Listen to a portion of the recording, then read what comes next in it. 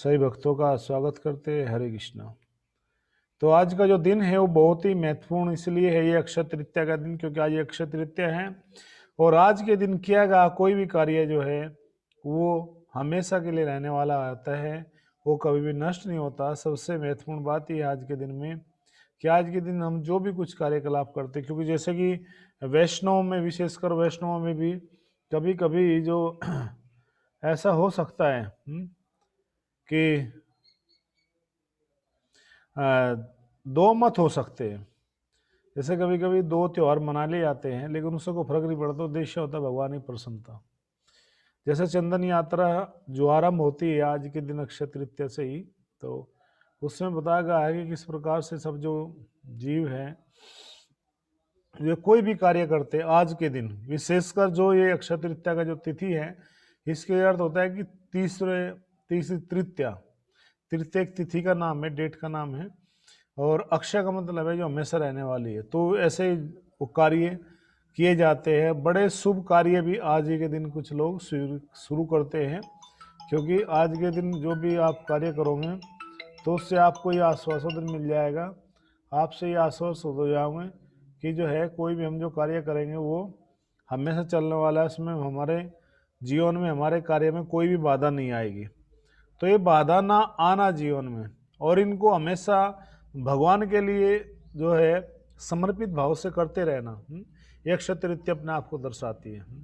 और आज जो अगली हम घटना ले रहे हैं, कोई बता सकता कल कितने तक किया था हमने, कितने इंसिडेंट बताए थे?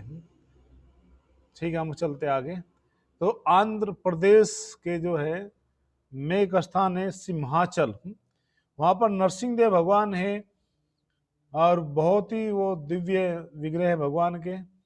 तो आज ही के दिन थैंक यू उन नरसिंहदेव भगवान का पूरे साल वे चंदन में लिपटे रहते हैं, अर्थात पूरे साल चंदन रहता है उनके बॉडी पर, जो है पूरा चंदन लगा रहता है, पूरे साल चंदन में रहते हैं।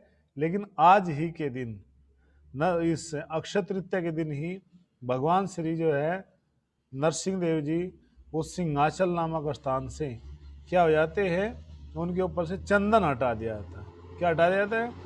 चंदन हटा दिया जाता है, ताकि ज़्यादा से ज़्यादा क्या किया जा सके, लोगों को दर्शन कर सके, अर्थात भगवान अपनी कृपा करते हैं इस दिन आकर के। ये एक ऐसा विग्रह है भगवान का कि जिस दिन उनके शरीर से ये चंदन बिल्कुल हटा दिया जाता है, तो वो स्थान है सिंहाचल, आंध्र प्रदेश, भारत के अंदर। तो उन नरसिंहदेव भगवान का क्या होते हैं, बड़े सुंदर दर्शन होते हैं। सभी दृष्टाओं अर्थात जो है जो दर्शक जाते हैं, आज के दिन ये विशेष होता है कि आज के दिन उनका चंदन नहीं होता है, केवल साल में एक दिन। जैसे बांके बिहारी जी के बारे में हमने बताया था कि बांके बिहारी जी के पीछे क्या होते हैं, साल में एक दिन अर्थात चंदन यात्रा के दिन ही उनके चरणों के दर्शन होते हैं। इसी तरह से सिंहाचल में भी आज के दिन जो है भगवान का क्या हट जाता है, चंदन हटा दिया जाता है, ताकि सब लोग दर्शन कर सके। Very good. और हमने बताया था कि आज ही के दिन जो है त्रेता युग का भी आरंभ हुआ था। कुछ लोगों को ये थोड़ा सा हम कल थोड़ा सा शॉर्ट में बता रहे थे, लेकिन आज थोड़ा बताते हैं कि त्रेता जो सब युग है, जो सब युग है जिनको कुछ लोग पूछते हैं कि अच्छा बताइए वो युग कौन से दिन शुरू हुआ, कब आरंभ हुआ है। तो यहाँ पर पूरा स्पष्ट है हमारी वैदिक गणना के अनुसार, जो हमारे शास्त्र में बताया गया है कि त्रेता युग जब आरंभ होता है, वो उसकी जो तिथि होती है वो सेम वही होती है। क्या तिथि होती है? अक्षय तृतीया। अक्षय तृतीया से ही त्रेता युग का आरंभ माना जाता है, क्योंकि अक्षय तृतीया पर सही प्रकार से जो भगवान का जो विधि पूर्वक अर्चना करके उस युग का आरंभ होता है। अर्थात जैसे ही ये चारों युग जो रिपीट होते हैं, तो सतयुग के बाद में त्रेता युग आते हैं, जिसमें परम भगवान श्री रामचंद्र जी आए थे। कल हमने बताया था रघुकुल में। इस तरह से त्रेता युग, और युग आयु कितनी होती है त्रेता युग में, कौन बताएगा? और भगवान जो है आते हैं उस युग में, और भगवान को पाने का साधन क्या होता है, भगवान की जो प्राप्ति है त्रेता युग में कैसे करते हैं, ये दोनों ही बड़े महत्वपूर्ण प्रश्न है। तो आज ही के दिन जो है त्रेता युग का आरंभ होता है, ताकि सब लोग क्या कर सके। बिल्कुल सही बात। कल हमने बताया था कि त्रेता युग की जो अवधि है वो 12,96,000 वर्ष है। और भगवान को पाने की जो जो क्या साधन है, अर्थात कह सकते हैं कि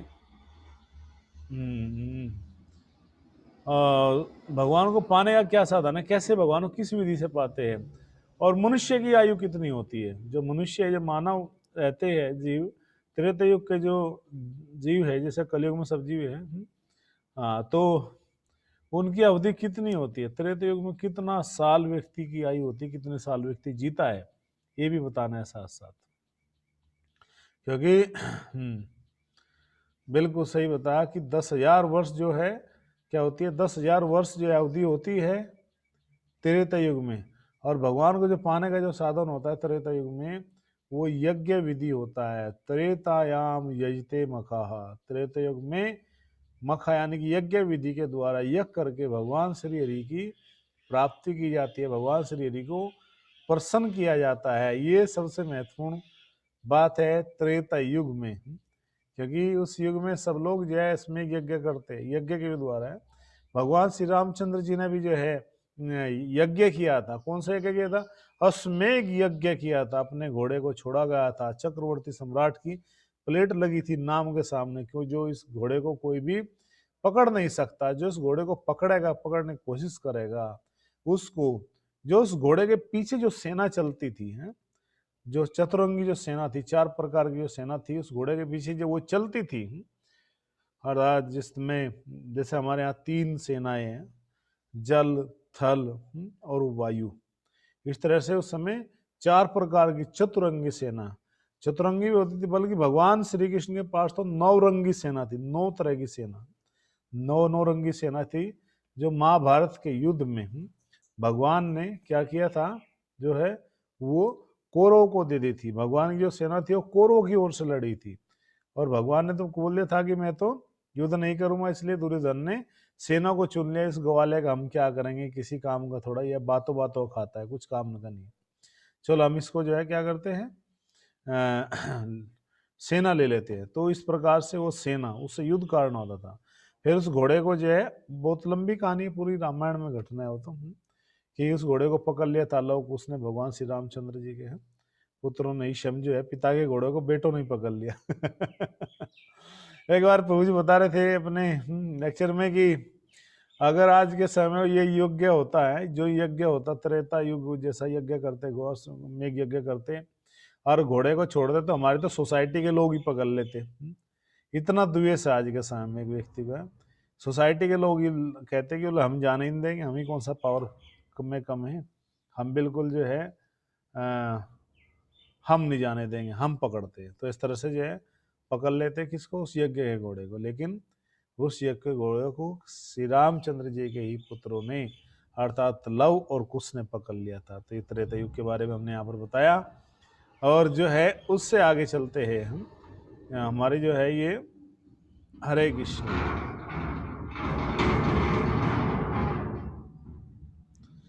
और 14वां जो नंबर आता है वो आता है कि आज ही के दिन आदि शंकराचार्य जी ने, आदि शंकराचार्य ने कनक धारा नामक स्तोत्र का आज ही समापन किया था।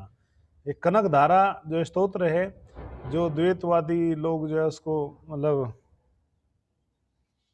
पढ़ते हैं शंकराचार्य जी के शिष्य परंपरा में, तो शंकराचार्य ने उसको आज के दिन ही कंप्लीट किया था, ताकि उस कनक धारा जो है स्तोत्र को वे अपने शिष्यों को सुना सके। बड़ा प्रसिद्ध स्तोत्र है। तो उसका समापन भी आज ही के दिन किया गया था। क्यों किया गया था आज ही के दिन?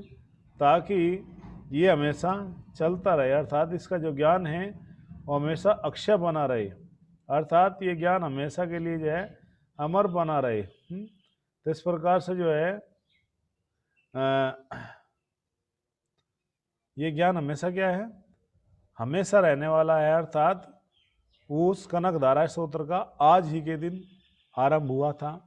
और भी ये महत्वपूर्ण बात यहाँ पर हो जाती है कि उसको आदि शंकराचार्य ने कंपोज किया था, लिखा था, लिपिबद्ध किया था।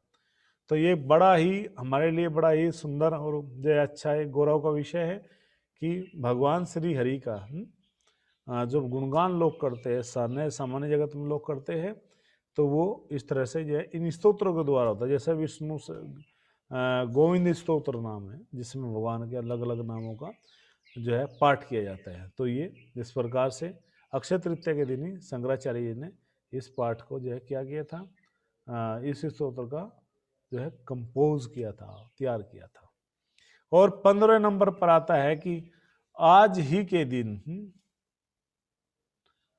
जो देवी जो सबको अन्न देती है, अन्न देने वाली कौन, देवी अन्नपूर्णा, आज ही के दिन इस संसार में प्रकट हुई थी सभी जीवों को अन्न देने के लिए, अर्थात कोई व्यक्ति संसार में भूखा न रहे, इस बात को देखते अन्नपूर्णा देवी प्रकट हुई इस जगत में क्या करने के लिए, सब जीवों को अन्न देने के लिए। अर्थात अन्नपूर्णा देवी का भी आज ही के दिन क्या है, आविर्भाव दिवस है, अर्थात उनका प्रकट दिवस है सभी जीवों के लिए, ताकि किसी को अन्न की कमी ना रहे, कोई व्यक्ति भूखा ना रहे। तो इसलिए अन्नपूर्णा देवी सबको प्रॉपर रूप से, पर्याप्त रूप से सबको भोजन प्रदान करती है।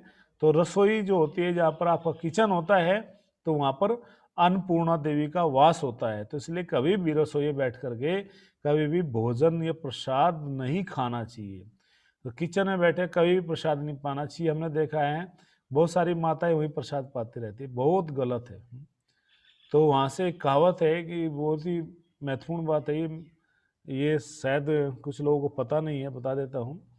एक शब्द होता है बरकत, यानी कि जो घर में जो समृद्धि होती है, जो लक्ष्मी जी होती है, उसका वास अन्न के द्वारा होता है।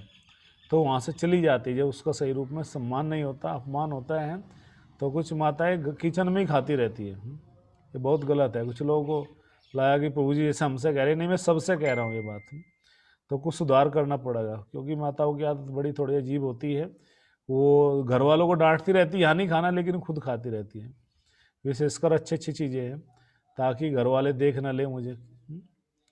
तो ये सब चीज़ें होनी नहीं चाहिए, मतलब डोंट माइंड, इसको बुरा मत मानना, ऐसा होता है जगत में, ऐसे कुछ चीज़ें आती हैं इंसिडेंट। जैसे कि, क्योंकि ये विषय में बताने का नहीं है, जैसे कि अभी एक कैमरे में एक रिकॉर्डिंग आई थी कि एक गुरुग्राम की घटना थी कि नौकरानी जो है वो कैमरे में पकड़ी गई बाद में। तो क्या देखा कि उसके जो मालिक थे, जो उसके जो जिन्होंने काम पर रखा था उसको, वो ड्यूटी पर चल जाते थे और वो पीछे से खाना बना देती। तो वो तो कैमरे में पकड़ी गई थी, तब देखा कि रिकॉर्डिंग में आया उसका। तो वो क्या कर रही थी, जो अपना जो मतलब यूरिन टॉयलेट ना जा करके वहीं बर्तन में ही निकाल, वहीं मतलब उसमें किचन में ही, मतलब सुन करके भी अजीब लग रहा होगा, मुझे ही बोलते बड़ा अजीब लग रहा है, लेकिन ये रिकॉर्डिंग आई है तब पकड़ेगा। तो ऐसी कुछ हरकतें किचन में नहीं होनी चाहिए। किचन में क्या होता है, अन्नपूर्णा देवी का वास होता है। मैंने इस भी आप पे बोला, मैंने किसी को व्यक्तिगत नहीं बोला, कोई डोंट माइंड, कोई सोचे कि भाई प्रभु जी ने ऐसे किसी को टोच नहीं की।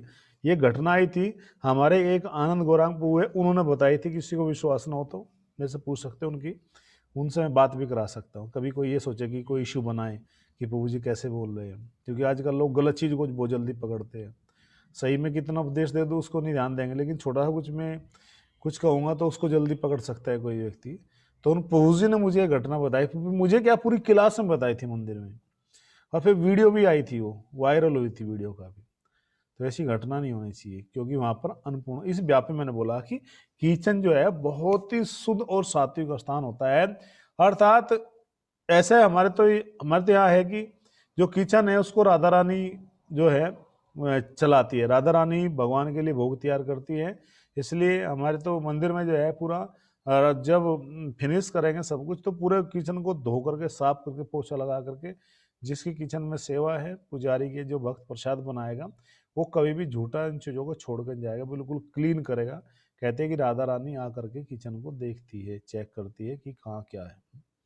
तो इस भावना से काम करोगे फिर तो कभी कोई मिस्टेक ही नहीं होगी। लेकिन इतनी भावना तो हमें रखनी ही चाहिए कि किचन में कभी भी हम झूठा ना खाए, झूठी वस्तु ना डालें वहाँ पर, और कुछ भी करने से पहले कोई वस्तु पहले भगवान को ही अर्पण करनी चाहिए।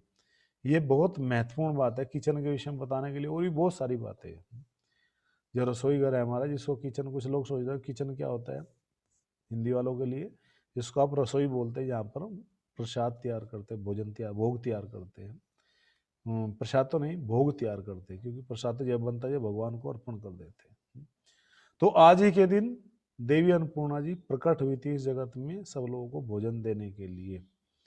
अब अंतिम जो सबसे महत्वपूर्ण जो बात है जो हम बताने जा रहे हैं, जिसका शायद आप लोगों को पता ही नहीं होगा, जो हुई थी, और वो हमारी भक्तों से संबंधित है। वो क्या हुआ था कि अक्षय तृतीया के दिन ही शिला प्रभुपाद जी ने लीग ऑफ डिवोटीज नामक संस्था की स्थापना की थी। कहां पर, कौन से शहर में की थी भारत में, कौन बताएगा? लीग ऑफ डिवोटीज है, भक्त समाज जिसको हिंदी में बोलते हैं, भक्त समाज की स्थापना की थी। कौन से पहले प्रभुपाद जी ने एक संस्था और बनाई थी, और वो भारत में बनाई थी, उसकी स्थापना भी अक्षय तृतीया के दिन ही की थी प्रभुपाद जी ने। कोई नहीं बताएगा, हमें पता है कि आप बताएंगे नहीं कौन से शहर में की थी। तो प्रभुपाद जी ने क्यों दी थी कि पूरा भक्त समाज एक जगह इकट्ठा होगा और यहाँ पर हरि नाम कीर्तन होगा। वो शहर था आपकी जानकारी के लिए झांसी। झांसी में पहले ही, क्योंकि प्रभुपाद जी के विषय में सुनते हैं ना, हम पता नहीं क्या क्या सुनते रहते हैं। प्रभुपाद जी का कई बार बोला मैंने, प्रभुपाद जी का पूरे बारे में सुनना चाहिए, लीला मत पढ़ना चाहिए उनका। तो प्रभुपाद जी ने क्यों की थी कि प्रभुपाद जी उस समय ग्रस्त थे, और प्रभुपाद जी की इच्छा थी कि मैं भारत में रह करके ही प्रचार कर लूंगा, मेरे गुरु का आदेश ही पालन हो जाएगा, और जिससे परिवार भी थोड़ा मेंटेन रहेगा। लेकिन हुआ क्या, पहले तो बड़ी मुश्किल से वो जगह मिली है। अखिल भारतीय विद्या भवन के नाम से जो है, झांसी में ही है, शहर के थोड़ा सा उस साइड में पड़ता है, तो वहां तक शहर जा चुका है। और आपकी जानकारी के लिए वो जमीन अब इसको उनको मिलने वाली है, वो स्थान। लेकिन जो वहां का जो राज्यपाल था उस समय यूपी का, उसकी जो पत्नी थी, वो वहां पर लेडी का क्लब खोलना चाह रही थी।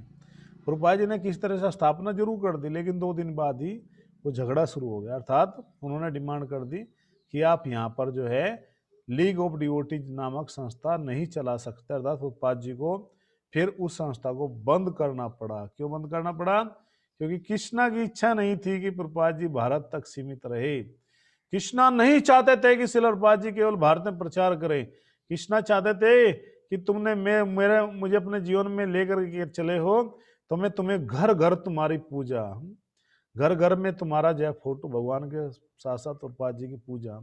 अर्थात भगवान का प्लान कुछ और था, प्रभुपाद जी का प्लान कुछ और था। इसलिए कहते अपनी चाहत होत नहीं, हरि चाह होत तत्काल।